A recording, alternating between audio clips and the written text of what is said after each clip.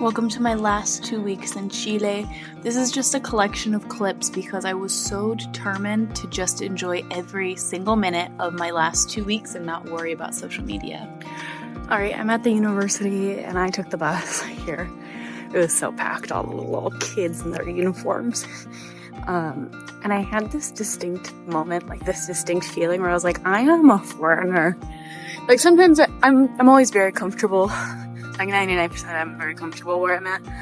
But man, just a out of body foreigner experience. Not because taking a bus is different or anything specific about the experience. It was like unique. I just felt it in my spirit where I was like, wow, I'm foreign. In my week in Punta Arenas, I had multiple meetings, multiple presentations, and I also celebrated Thanksgiving with another researcher, which was a really beautiful experience. I had a great time my last week in Punta Arenas.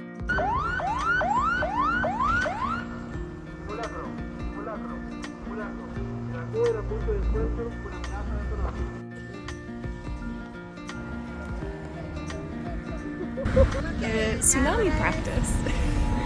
Before heading to the United States, a good friend of mine, Nati, invited me to stay with her for my last week, and we had a beautiful time at her parents' house near a beach, and I'm so eternally grateful for her and her family for hosting me.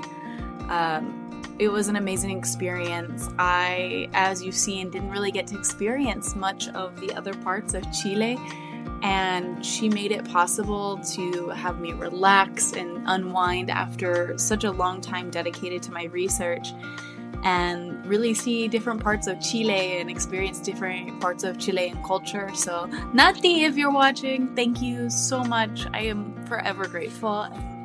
Thank you.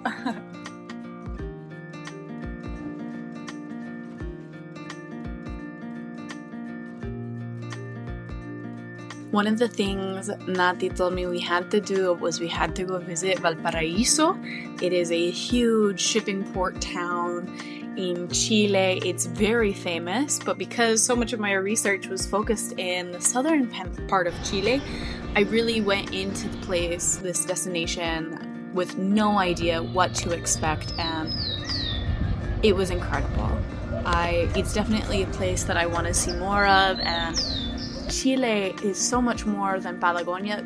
Patagonia is beautiful, but this country is so large and has so many different aspects of diversity in nature and cultures and people.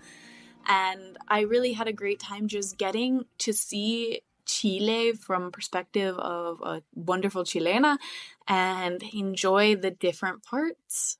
And look at this nature. And that was a beautiful restaurant.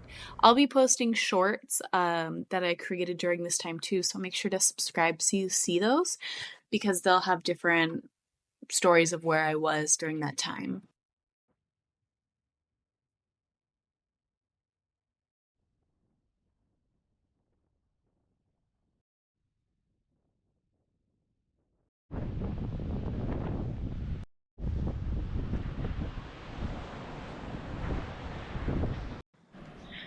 As you can see, we did a lot of nature visits, and part of that was because I wanted to stick to a pretty tight budget, and the other part of it was because I just wanted to relax and enjoy what there was. Granted, a winery tour is always nice, and guided activities are wonderful. I'm a big proponent of those, but just getting to see some of my friends' favorite places and relax and enjoy the beauty that is Chile was wonderful and everything I needed after 9 months of dedicated research.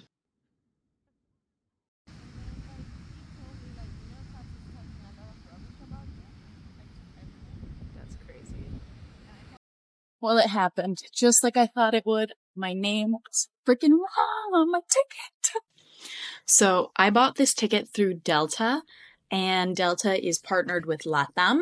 And in the transfer between Delta to LATAM, they had written my name wrong, and I couldn't get it changed by anyone. But luckily, security just let me through. And I flew LATAM to Los Angeles and Delta to Seattle. Pretty standard flight, honestly. Like, I know people say some services are better than others, but honestly, it seems like a pretty standard flight for economy. And we had the most spectacular entrance into Seattle. I am grateful to be back home. I definitely had culture shock as soon as I got into the airport. There were some people that were talking so aggressively and loudly in the airport. They were from the US. And then a $7 iced coffee, like, just made me cry.